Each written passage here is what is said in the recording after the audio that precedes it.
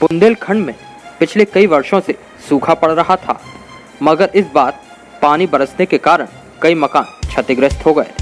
ऐसा ही एक मामला टहरौली तहसील के ग्राम रजवाड़ा का सामने आया, जहां रजवाड़ा निवासी छिदामी पुत्र झगड़ू अहिरवार ने आज तहसील टहरौली को प्रार्थना पत्र दिया, जिसमें बताया कि उसका सारा मकान बारिश की वजह से क्षतिग्रस्त हो गया, जिससे उसके पास अब रहने को कोई आशियाना नहीं बचा और ग्राम प्रधान की अनुमति से प्राथमिक पाठशाला में रह रहा है।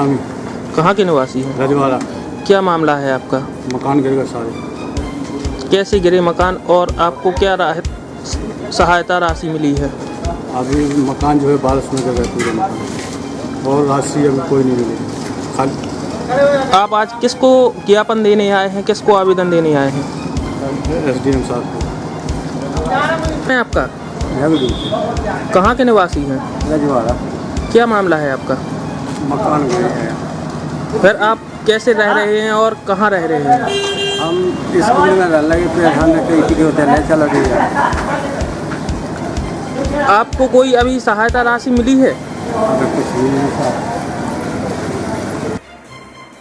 जब इस संबंध में तहसीलदार टहरौली से बात की गई तो उन्होंने बताया कि उनके पास जितने लोगों की सूचना आई थी उन लोगों को सहायता राशि उपलब्ध करा दी गई है। वे तुरंत ही इस आवेदन पर भी कार्यवाही कर एवं संबंधित लेखपाल को भेजकर जांच करवाकर सहायता राशि उपलब्ध करवाएंगे। सर, जो आज एक आवेदन आया है आपके पास, एक मकान गिरने की सूचना मिली है कि एक परिवार के सारे मकान गिर गए हैं, इस संबंध में सर आप क्या कार्रवाई आगे करेंगे? अभी मिला आपके सामने, तो अभी तनख्वाह बुलाया, हम जाँच करा रहे हैं। और अब तक हमने, जब भी 1 तारीख से बरसात हुई है, हमने निरंतर सर्वे कराया है और अब तक हमने 700 क्षतिग्रस्त मकानों की सूची सहायता हेतु भेज दी गई है और उनको सहायता अकाउंट में ट्रांसफर भी हो गई है।